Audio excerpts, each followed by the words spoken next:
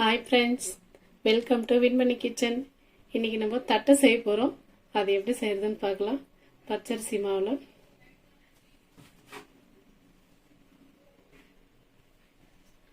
Already கடாய் சூடாகிட்டு இருக்குது. இது பச்சரிசி மாவு. நாங்கள் ஏற்கனவே கழுவி காய போட்டு மாவு அரைச்சி வச்சுருக்கிறது. இது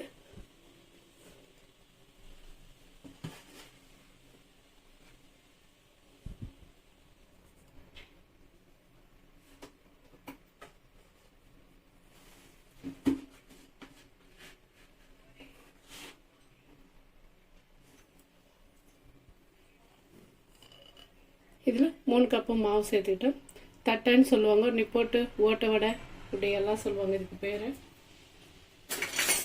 இது கொஞ்சம் மீடியமான ஃப்ளேம் வச்சு கொஞ்சம் வறுத்து எடுத்துக்க போகிறோம். வறுத்துட்டு செஞ்சோம்னா நல்லா மொறு மொறுன்னு கிடைக்கும், கிறிஸ்பியாக இருக்கும்.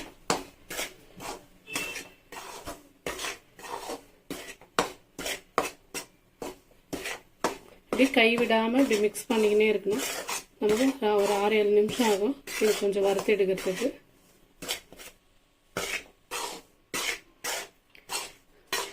இந்த மாவு இப்போ நல்லா வறுபட்டுடுச்சு. நம்ம இப்படி பிடிக்க முடியாத அளவுக்கு சூடாயிடுச்சு. இந்த அளவுக்கு சூடு வச்சுன்னா போதும். இப்படி பிடிச்சோம்னா நமக்கு நல்லா கை சூடும். ரொம்ப அதிகமாக வறுத்துட்டாலும் நம்ம தீஞ்சு போயிடும். நான் ஒரு 6-7 நிமிஷம் சொன்னேன், அவ்வளோலாம் பிடிக்கல. ஒரு 3 நிமிஷம் தான் ஆனது. அதுக்கே நல்லா சூடாயிடுச்சு. ஏன்னா அது கேஸ் நல்லா எரியுது, அதுக்காக. இப்போ ஆஃப் பண்ணிக்கலாம். கருவேப்பிலை எடுத்து வச்சுருக்கேன். இது ஒரு 4 டீஸ்பூனு கடலைப்பருப்பு. ஒரு 2 மணி நேரத்துக்கு முன்னாடியே கழுவிட்டு ஊற வச்சுருந்தேன். இது பூண்டு பாருங்கள், இந்த சைஸு. ஒரு 4-5 காஞ்ச மிளகாய் எடுத்து வச்சுருக்கேன். இது இப்போ இந்த பூண்டு, இந்த காஞ்ச மிளகாய் ரெண்டும் மிக்சியில் பல்ஸ் மோட்டில் போட்டு எடுத்துக்கலாம். சால்ட்டு ஒரு 1/2 டீஸ்பூன் எடுத்து வச்சுருக்கேன். இந்த கடலைப்பருப்பும் சேர்த்துக்கலாம், முழு பருப்பாக இருக்குது.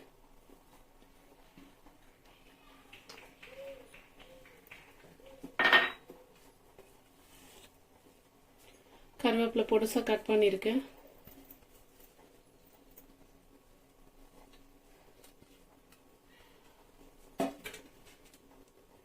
பூண்டு மிளகாவை போட்டு மிக்சியில் இந்த மாதிரி அரைச்சிக்கிட்டு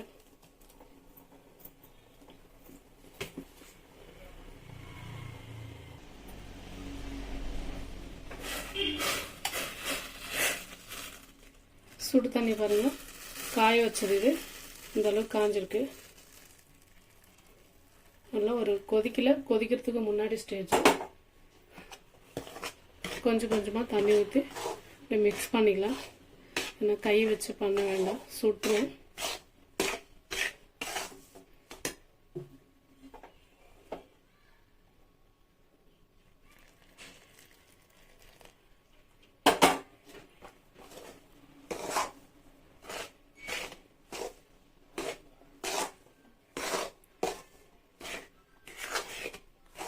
நம்ம மாவும் வறுத்துட்டு சுடு தண்ணியும் போட்டு இந்த மாதிரி மிக்ஸ் பண்ணும்போது நமக்கு தட்டை வடை வந்துட்டு நல்லா மொறு மொறுன்னு கிடைக்கும்.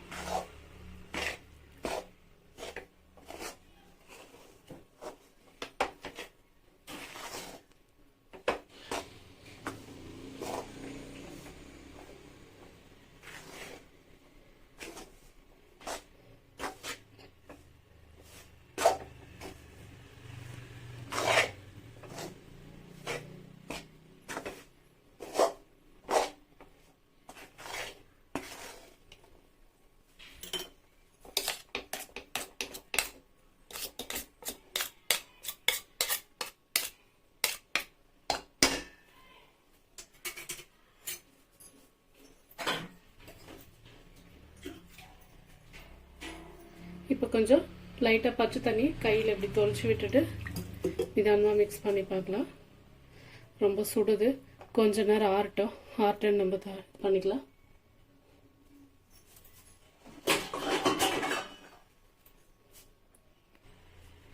ஒரு 5 நிமிஷம் ஆயிருக்கு. இப்போ ஆறி இருக்கு ஓரளவுக்கு.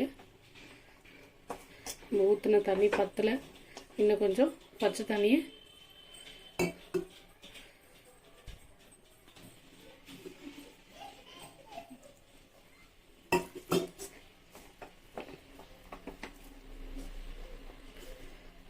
கை சுடுது.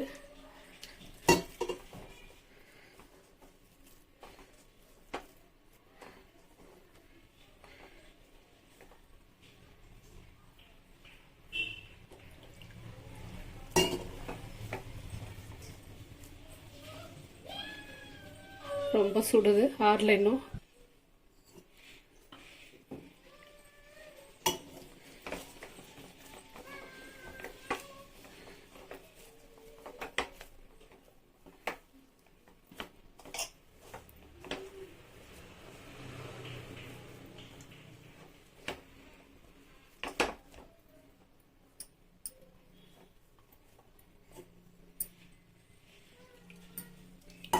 கொஞ்சம் கொஞ்சமாக தான் தண்ணி தெளிச்சிக்கணும்.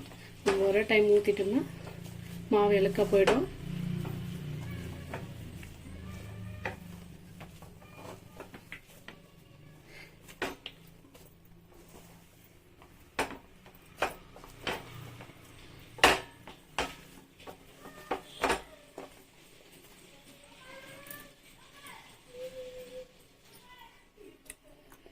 உப்பு கொஞ்சம் பத்தலை.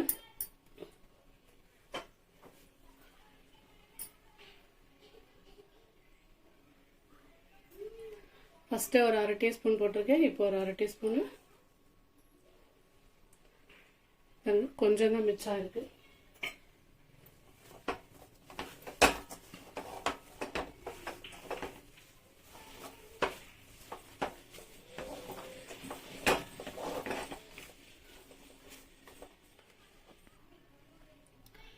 நல்லா மாவு பிசைஞ்சாச்சு. இப்போ ஒரு 1/2 கரண்டி எண்ணெய், இது காய்ச்சாத எண்ணெய் தான்.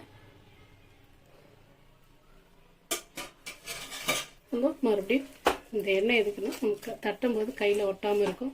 அதே மாதிரி மொறுமொறும் நல்லா இருக்கும் இந்த மாதிரி எண்ணெய் ஊற்றி பிசையும் போது.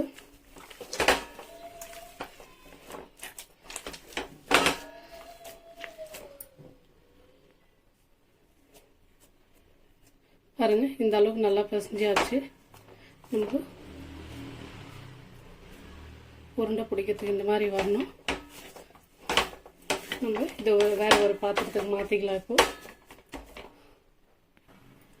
கடாய் நல்லா சூடாயிடுச்சு. இப்போ எண்ணெய் ஊற்றிக்கலாம்.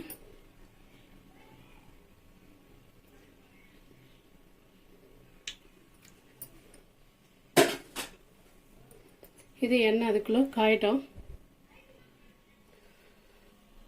பாருங்க, இப்போ நம்ம கோல்டு வின்னருடைய கவர் எடுத்து வச்சிருக்கேன், கட் பண்ணிட்டு இந்த கவரில் தான் தட்டிக்க போகிறோம். நம்ம தட்டையும் பாருங்க, இந்த மாதிரி சின்ன சின்னதாக மாவு எடுத்து இப்படி உருண்டை பண்ணிக்கலாம். ஒரே சைஸு. நமக்கு பெருசு சின்னது வேணாலும் நம்ம இஷ்டம் தான் எடுத்துக்கலாம். இந்த மாதிரி பாருங்க, அந்த எண்ணெய் போட்டதுனால நம்ம கையில் இப்படி ஒட்டாமல் வருது. அதே எண்ணெய் ஊற்றாமல் மாவு பிசைஞ்சோம்னா கையில் பிச்சு பிச்சான்னு ஒட்டும். இப்போ நம்ம ஒரு கரண்டி எண்ணெய் சேர்த்தோன்னா இந்த மாதிரி க்ளீனாக இருக்குது.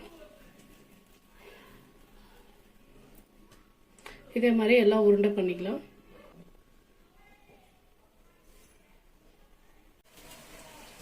எல்லாம் உருண்டை பண்ணியாச்சு. இப்போ லைட்டாக கைக்கு எண்ணெய் தடவிங்க இந்த மாதிரி தட்டிக்கலாம்.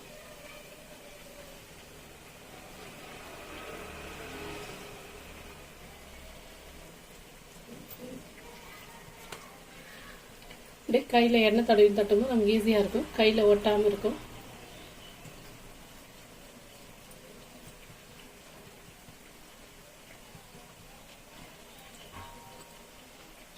இதே மாதிரி எல்லாம் தட்டிக்கலாம்.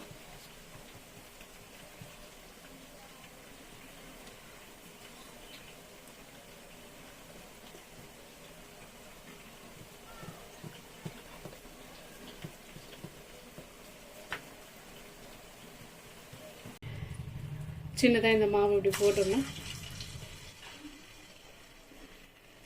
எண்ணெய் காஞ்சிடுச்சு பாருங்க, மேலே வந்துடுச்சு. இப்போ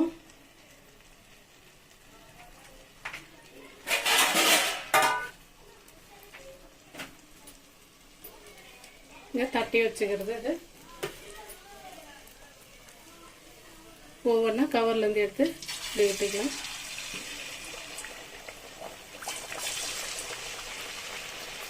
நமக்கு எண்ணெய் தடவி தட்டி இருக்கிறதுனால எடுக்கிறதுக்கு ஈஸியாக வந்துடும். எண்ணெய் நல்லா காஞ்சிடுச்சு. பார்த்து நிதானமாக விடணும். கை சுட்டுரும்.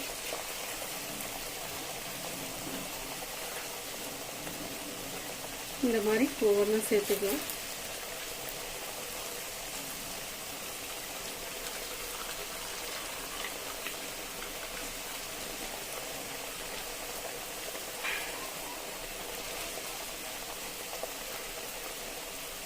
நான் மொத்தமாக ஒரு 12 சேர்த்துருக்கேன்ல.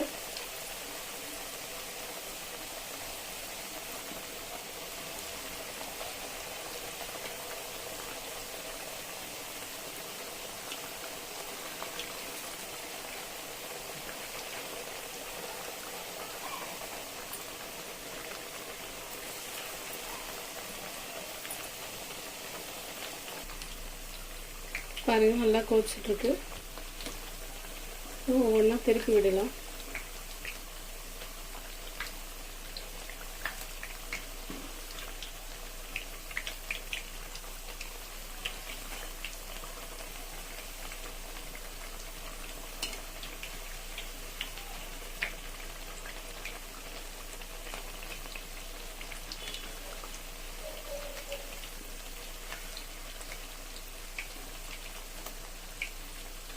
எல்லாம் திருப்பி விட்டாச்சு. கொஞ்சம் நேரம் வேகட்டும்.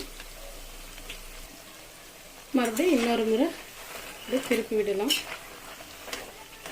இந்த 2 நிமிஷத்துக்கு ஒரு முறை இந்த மாதிரி திருப்பி விடணும். அப்போதான் எல்லாம் ஒரே மாதிரி வெந்து வரும்.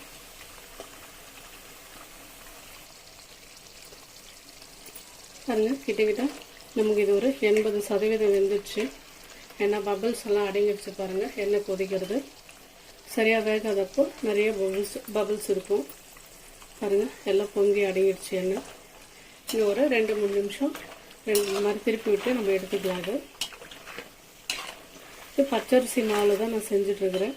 வேணா புழுங்கல் அரிசியில் கூட அரிசி ஊற வச்சுட்டு மிக்சியில் போட்டு அரைச்சி எடுத்துன்னு செய்வாங்க. இது பச்சரிசி மாவு என்கிட்ட ஏற்கனவே இருந்தது. அந்த மாவு தான் இது.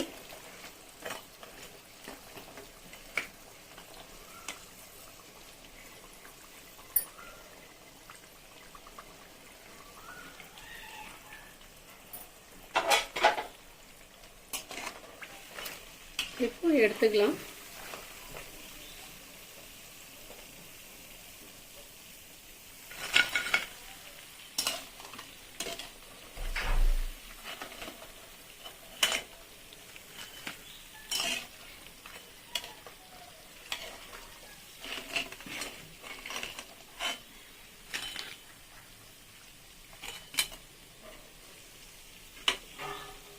நல்லா இந்த மாதிரி எண்ணெய் எடுத்துக்கணும்.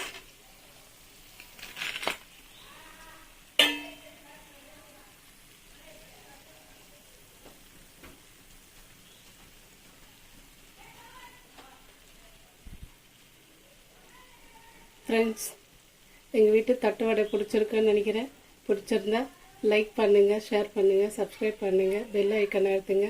நாங்கள் போடுற வீடியோ உங்களுக்கு உடனே வரும் ஃப்ரெண்ட்ஸ்.